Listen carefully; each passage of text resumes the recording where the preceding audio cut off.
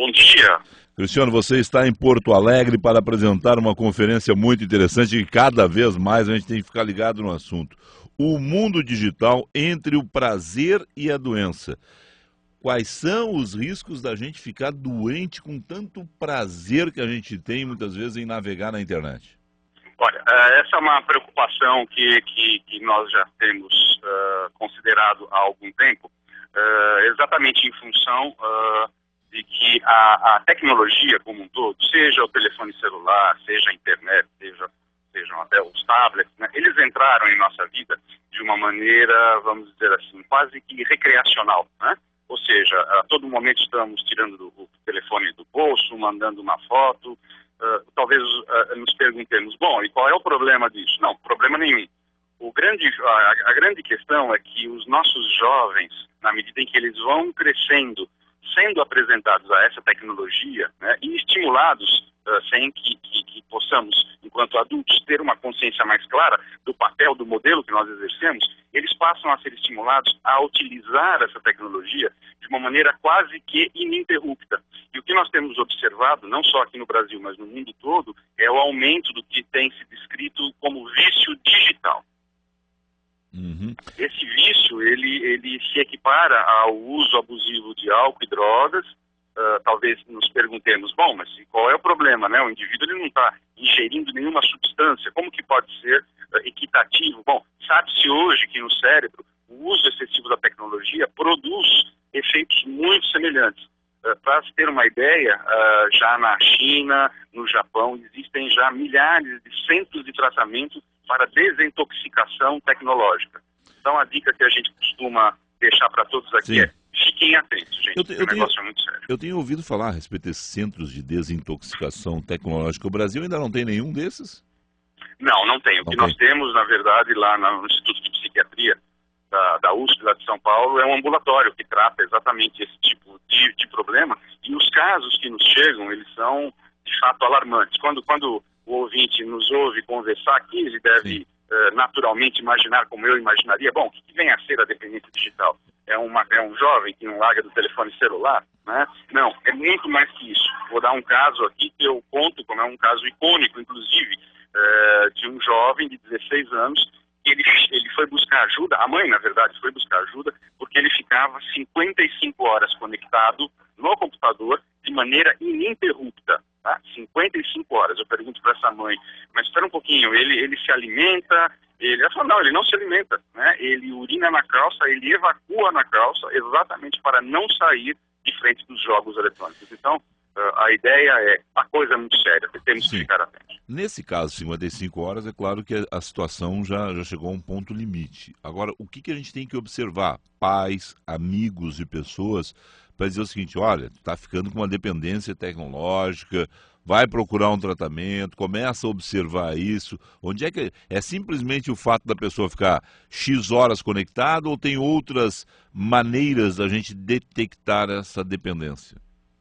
Olha, a questão do número de horas de conexão, na verdade, ela isoladamente não configura, ela não nos permite criar essa avaliação, né? O que nós entendemos, de uma maneira geral, é assim: quando o indivíduo, seja ele adolescente, uma criança ou até um adulto, né, principalmente, ele começaria, então, a negligenciar, essa é a palavra-chave, negligenciar as atividades do seu cotidiano em detrimento desse uso. Ou seja, um jovem ou um adulto que não sai aos finais de semana para se divertir, porque ele se diverte na internet.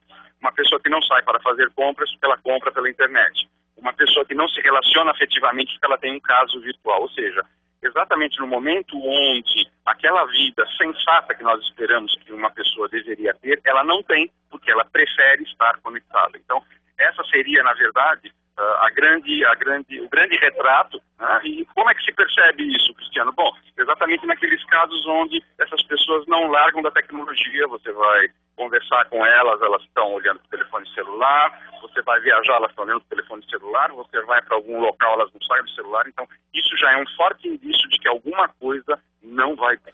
Bom, se a gente observar em alguns restaurantes essa característica de todo mundo não larga o celular, né? Todo mundo está com alguma dependência tecnológica. Eu tenho observado e muitas vezes as pessoas estão em uma mesa de restaurante, almoçando, jantando, e essas pessoas estão ali tuitando, ou baixando informações, procurando coisas e negligenciando até aquelas pessoas que estão no entorno delas. Isso é uma situação comum de se observar hoje. Exatamente. Então, esse ponto é muito importante a gente destacar, porque o que acontece? A tecnologia, eu costumo brincar, ela entrou pela porta dos fundos. Então, nós, vamos assim dizer, de uma forma pouco consciente, pouco lúcida, nós permitimos que isso pudesse acontecer, desfrutamos dessa tecnologia, só que na medida em que ela vai entrando de uma maneira silenciosa, nós nos tornamos, então, modelos para os nossos filhos, né? Sentamos à mesa para jantar com o nosso telefone, vamos para a cama com o nosso telefone, é a última coisa que nós observamos antes de dormir, é a primeira que nós ligamos ao acordar. Então, isso, querendo ou não, começa de uma forma muito discreta, criar então um modelo de interação que os nossos jovens seguem. Para se ter uma noção, recentemente saiu uma pesquisa no Reino Unido dizendo que um indivíduo, um usuário mediano, entre aspas, consulta o seu celular, em média, 1.500 vezes por semana. Então, isso nos sugere que alguma coisa não vai muito bem. Quer dizer, você até pode dizer, bom, mas qual é o problema?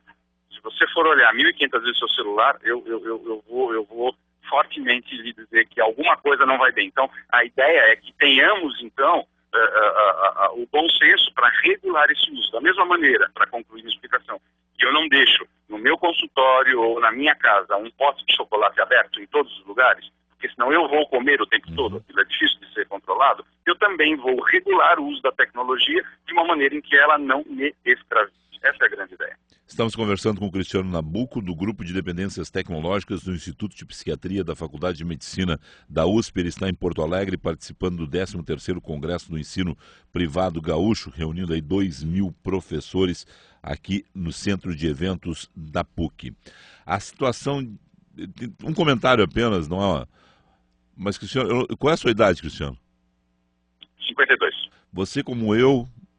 imaginava lá na década de 80 que o computador, na verdade, viria para nos liberar, né? Que a gente estaria mais próximo das pessoas, que a gente faria coisas rapidamente com o computador, que ele nos ajudaria e que a gente teria mais tempo disponível. E hoje a gente tem, na verdade, uma conexão de tempo muito maior no computador, e ele nos prende muito mais, né? Quer dizer, aquela ideia...